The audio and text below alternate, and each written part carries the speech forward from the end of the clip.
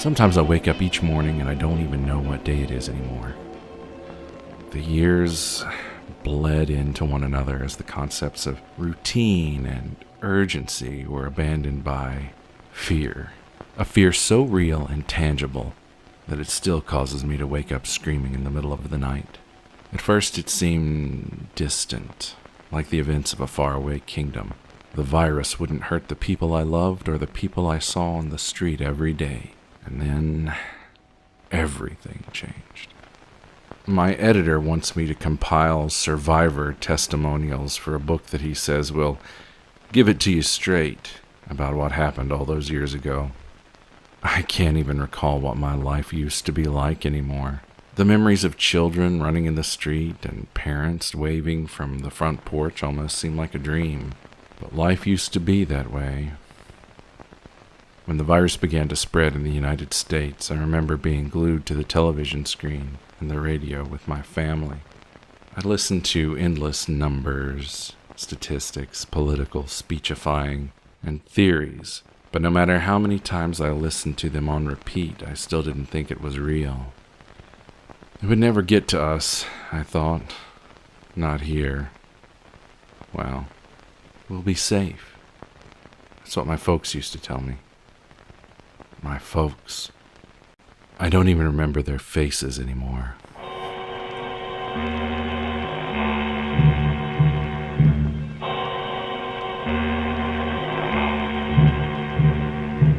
So we're going to be talking about the pork chops. At the time, nobody called them that. Every little pocket of survivors had their own names for them. But pork chops is the infantile name that stuck. When I first heard it, it was out of the mouths of some snot-nosed kids in Delaware. But I know they didn't coin the phrase. The virus didn't impact everyone the same way. If you weren't there to remember it, here's how it went down. Any adults left alive after the initial chaos and bloodshed were turned. Children remained untouched, and we were the only survivors. I mean, the pork chops were alive too, if you called that living. For the purposes of exposition and anyone who's avoided news and history since the days of the fear, let me run down the types of pork chops. At the start of the whole bloody mess, we had to deal primarily with the shitheads. You can tell some older kids, a little too enamored with potty words, named them. People in the media have tried to rebrand them as the thoughtless, but this is a lie. None of us kids ever called them that. They were shitheads. They moved fast, but they were all stupid. You could hear them from the far end of town with their moaning and grunting. Didn't make them any less deadly up close. Another species, variety of pork chops, exhibited a psychosis that compelled them to wear masks. Everybody called them maskers, and the name stuck. They used crude weapons, usually knives and bludgeons. They weren't as predictable as shitheads, but they could be stopped. The bleeders? They were another matter altogether. Instead of suffering from the virus, their bodies and minds embraced it. Maybe it changed their biochemistry, or simply exploited a dark whispering that had always been inside them. Like a worm in the brain. Stuff that makes serial killers the way they are. The bleeders were apex predators. Meticulous. Calculating. They were trappers and puppet masters of a sort. They were good at killing because they liked it. These were the worst of the pork chops. I only ran into a handful of them during my survival journey. Thank God. I still have nightmares about them. And all of these horrors were set loose on children. Children who'd relied on their parents for years. Children who were suddenly forced to make decisions on their own. My own survival story isn't as interesting as the ones that follow, but I'll tell you how it began. It was Halloween night in my hometown. I was 9 years old. The fear, that's the colloquialism we all used for the virus that had been assigned an unpronounceable name by a prick in a lab, was spreading pretty quickly across the mid-Atlantic. We'd caught wind that the governor would be issuing a lockdown-in-place order that would begin on Monday. My family decided to have our fun before lockdown went into effect. Halloween was to be our last hurrah, and we spent it at a costume party that our church was having for all the kids. I was dressed as SPOCK, Mom had bought me a prefab Spock costume, one of the ones that came with a vacuform mask with an elastic band and vinyl smock. The smock had a big Star Trek logo and a picture of Spock's face and the Enterprise on it. I didn't think the real Spock would wear such a thing, so I wore a red sweater with a white turtleneck underneath to resemble the uniforms of the movies. I don't remember much from the actual party, but I know that I ate a slice of yellow cake with chocolate frosting. I can still taste it whenever I think about that night. I wouldn't eat another bite of cake for at least a year after that. Everybody was leaving the party to hit up some houses for tricks and treats before going home.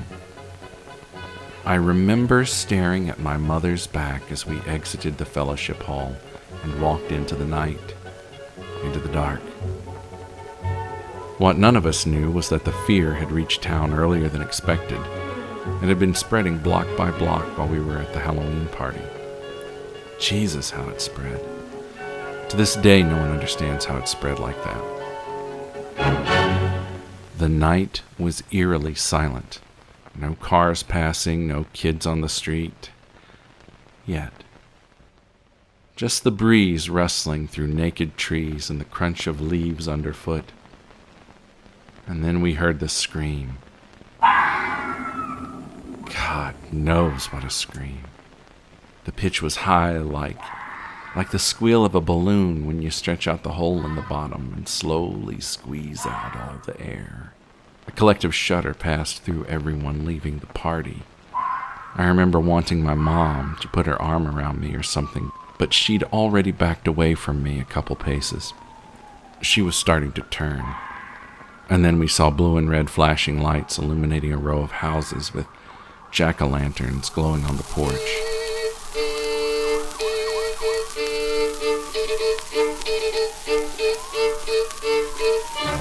And then the streets were flooded with shitheads. Shitheads who'd once been our neighbors, teachers, the parents of our friends and classmates. And then we were running. We'd gone a block or two before I noticed that everyone around me was about my age, wearing a costume.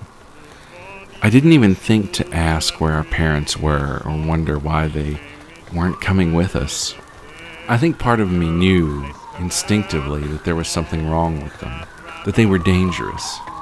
I remember running past our family car. I saw my dad, the last time I ever saw him, sitting in the front seat, raving, tearing at his clothes, clawing at the windshield to get out. He'd been turned. Like that. Part of me knew. Part of me had to know. We'd formed a cluster, all of us kids, about a dozen of us. Shitheads were popping up from behind hedges, tumbling down at us from an embankment next to the road.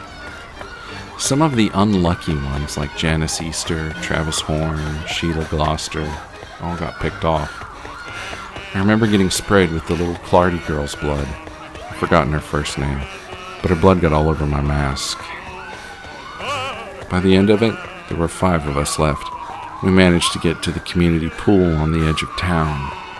We scaled the tall chain-link fence around the pool. It had been drained for the season. At the entrance to the pool was a small brick building used to house machinery and a small desk for ticket sales and the concession stand. For whatever reason, the concession stand was unlocked and fully stocked, and we were able to hole up there for a time as the pork chops roamed the streets and the town burned all around us. I wore my SPOCK mask the whole time, until my first encounter with a masker. It helped me cope. It helped block out the horror, made it less real, less immediate. As I write this, that crumpled, blood-stained SPOCK mask is hanging in a shadow box above my desk.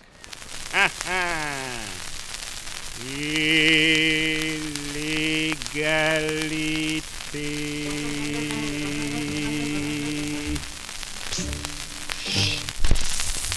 It seemed weird to celebrate at the end of the world, but hey, we'd do anything to lift our spirits.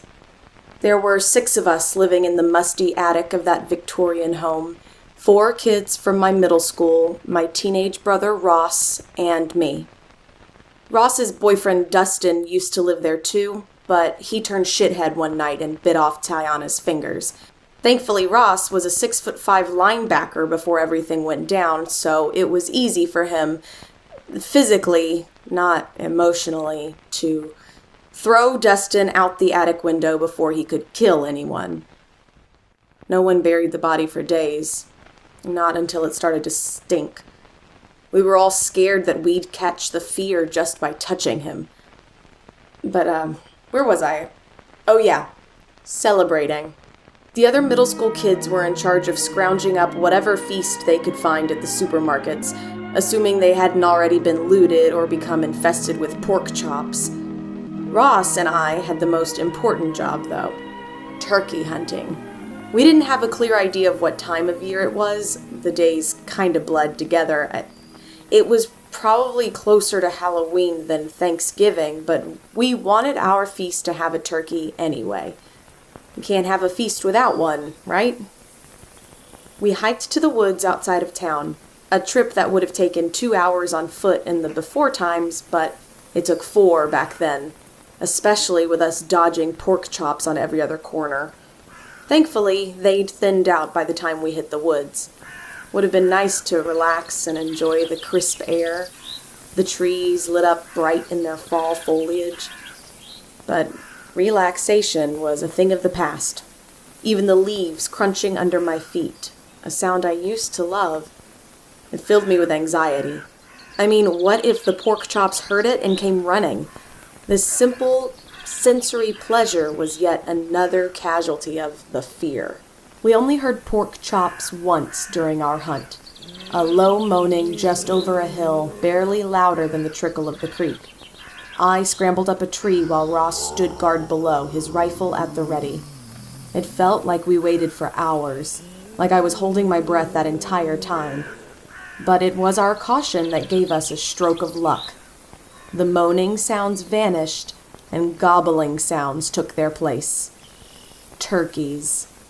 Ross knew we'd have to haul ass as soon as he killed one. The gunshot would draw every pork chop in a mile radius. But the risk was worth it. I watched from the branch as Ross steadied his breath, aimed, and then fired. His fist pump told me he'd hit his target.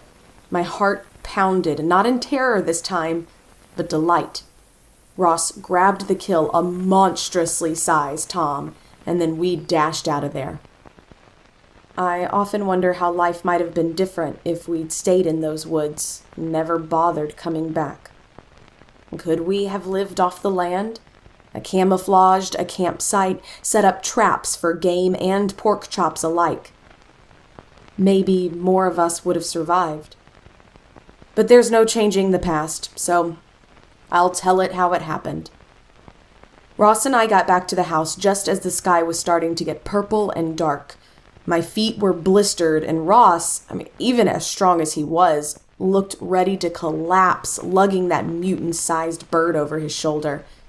Given that the turkey was not only festive, but also enough to feed everyone for days, I figured the other kids would give us a hero's welcome when we stepped through the door, complete with cheers and high fives. But I tried the front door. It was locked. Not unusual in itself. But when I spoke our super secret password, "kiss my ass," Tiana spoke from the other side. She told me we couldn't come in. I asked why, a lump forming in my throat. Several voices whispered behind the door. I couldn't make out what they said, but in my effort to hear them, I picked up on a different sound. Ross did too. Moaning a couple blocks off, loud grunts and footsteps, too many to count, fast and erratic as they smacked hard against the pavement. Ross readied his gun and crouched behind the crumbling brick mailbox. I knocked the door again, louder, and begged the others to let us in. Tiana's reply made my heart sink. They let me inside, but not Ross. They decided it was too risky to have him in the house, especially after what happened with his boyfriend. Dustin had been a short guy with string bean arms, but Ross was huge and bodybuilder strong. If he went shithead, he'd rip us all to shreds. I knew they were right, but after all Ross had done for the group, I couldn't accept it. He'd saved Tiana, he'd killed his own boyfriend, and now he'd brought back a feast. Hearing Tiana's words made me boil inside. My eyes were hot with tears and my whole body shook. Then at least a dozen shitheads rounded the corner. They spotted us immediately. Or me, anyway, loud as hell, pounding on the door and begging for what the group would never give me. I refused to leave my brother. I couldn't imagine life without him. My entire world would fall apart. Ross fired at the fast-approaching shitheads, clipping one in the shoulder but barely slowing it down. He shot a second one in the gut. It moaned and keeled over for a moment, then staggered back into a run. Reloading, Ross shouted at me to climb to the roof while he took care of the shitheads. I sobbed. I couldn't help it, but did as my brother said and climbed the vine-choked trellis. I don't know how I managed it with my whole body trembling, but I soon reached the roof. And just as I opened an unlocked second-story window, my brother screamed. There was a sound like squishing and tearing, something wet, a whimper, then silence.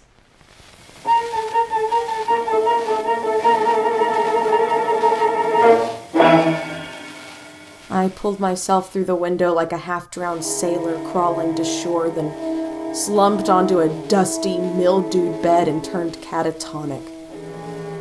None of the other kids checked on me. Maybe they didn't hear me climbing the trellis, or maybe they figured I died out there with my brother. Outside, the shitheads made their mindless sounds and paced in front of the house, waiting for someone to invite them in. Night fell. The kids trekked up to the attic, never even noticing me as they passed the bedroom where I laid in a death-like haze. They'd sleep, hoping the shitheads would get bored and move on. But I wouldn't let that happen. Not after those traitors had gotten Ross killed. Sometime after midnight, I found the will to move. I shuffled across the floor and down the stairs, avoiding creaky floorboards just as I had avoided crunching leaves. Except now I was worried about alerting humans to my presence, not shitheads. Thankfully, they slept soundly. Through cracks in the boarded windows, slivers of moonlight sliced their way into the living room. The lumbering silhouettes of shitheads passed every few seconds, and even though they devoured my brother, I smiled. They'd soon serve a much more noble purpose. I unlocked the door and opened it.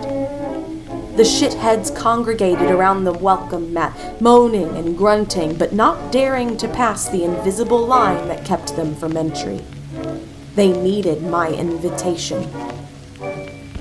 I thought about the kids sleeping upstairs, about Alex, who'd been in my math class, and Caden, who'd played on my soccer team. Haley, who'd been my first crush, and Tiana, who used to make me laugh so much, but now only made me cry and rage and do terrible, vengeful things. Come in, I told the shitheads, then ran. Finally able to enter the house, some of them chased after me, but most stayed in the house. Just them and the 4 murderous children sleeping upstairs. Of course, they wouldn't be sleeping for long. I sprinted away from my pursuers, laughing and sobbing and howling at the night. By morning, I'd lost them. I'd lost everything. I could torture myself with questions about what I should have done, but what would be the point? I did what I did. People died. My therapist says that what happened during the fear should be buried with it. I suppose we have to say a lot of things to get by.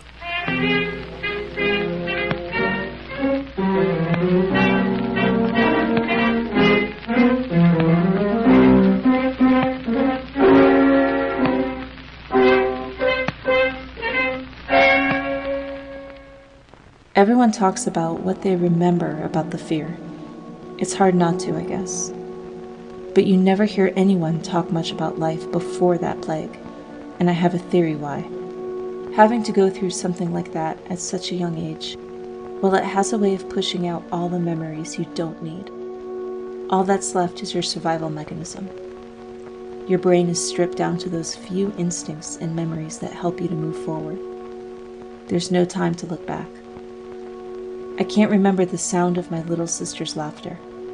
I know that my mother's nose used to wrinkle whenever she was cross with me, but I can't picture it in my mind. I know my father used to sing and play guitar on camping trips. Here's what I do remember: the best routes to dodge pork chops in my old neighborhood, how to patch up basic wounds, and even a few really bad ones using whatever junk is lying around. Most of all, I remember that old church at the edge of town and the storm that seemed to last all summer.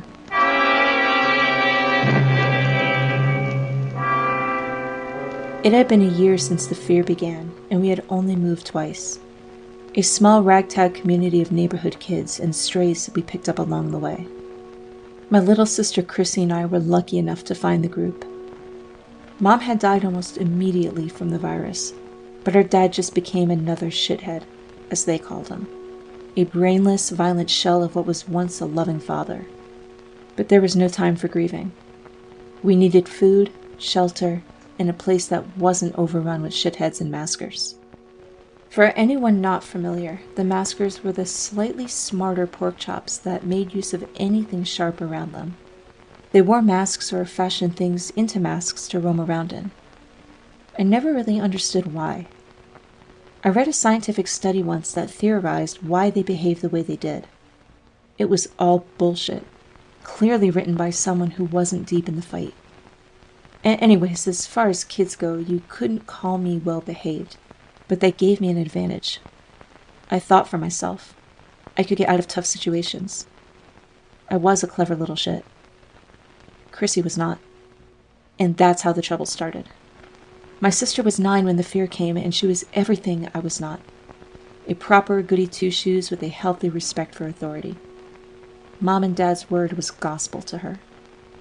Another thing about pork chops that no one ever talks about, probably because they don't understand it, is that they'd only enter into a building if they were invited in. Some real Vampire Diaries bullshit. I laughed out loud when I figured it out. When he turned, my father was outside, leaving just me and Chrissy. Well, I wasn't laughing for long. Dad just stood in the lawn staring up at the house, watching us with these hungry, glazed-over eyes. He barely moved, even though I had told Chrissy a million times not to let anyone in the house. It wasn't enough. I was the one person she wouldn't listen to. So after I came back from scavenging food from the neighbors one day, I walked in the back door only to find Chrissy letting our father in. Let me tell you, those shitheads might be dumb, but they're deadly fast. Thankfully, I was just a little bit faster. At least I wasn't that one day. We managed to escape, but we couldn't go back home. We'd invited a shithead inside, and there's no way to undo that. That caused me so much heartache, and I didn't speak to Chrissy at all for a long time, except to bark orders at her. I could barely hear her sobs over the angry pounding in my ears. Looking back, I sometimes wish I would have been nicer to her that day, and all the days after. But then again, the world just got too ugly for kids like her.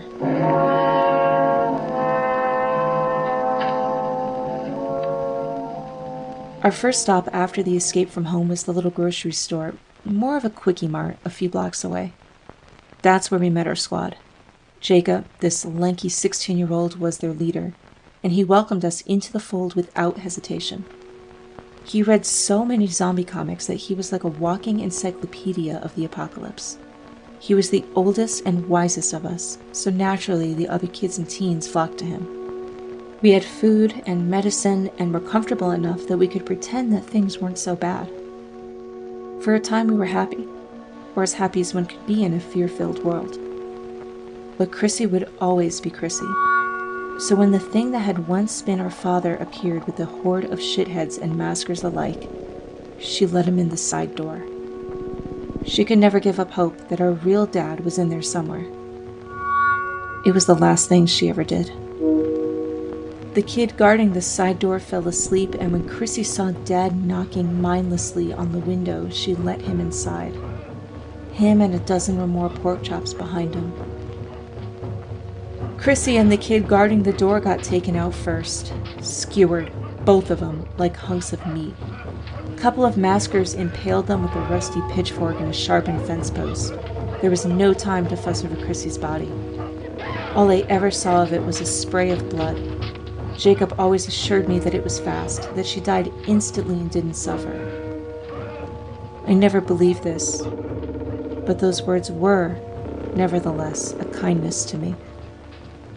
I kept telling myself, that at least she didn't live long enough to turn. But that thought never comforted me much, if I'm being honest. We didn't have time to pack. We grabbed what we could and took off for the parking lot.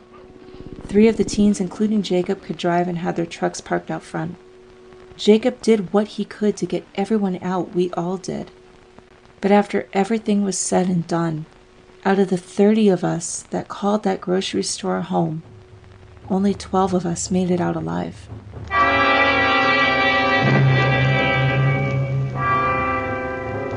I remember watching the last car, full of the youngest of the group, and a 15-year-old named Maddie behind the wheel, get dogpiled by the pork chops as we pulled away. Her car had stalled, and we all realized it too late. There was nothing we could do. Well, after that, Jacob was never the same. He became very serious, sometimes yelling at us if we stepped out of line or went against his orders. He was just trying to keep us alive, what was left of us anyway. All of us changed after that, to be honest. There was no pretending now that we were safe. Safety was an illusion, and a dangerous one at that.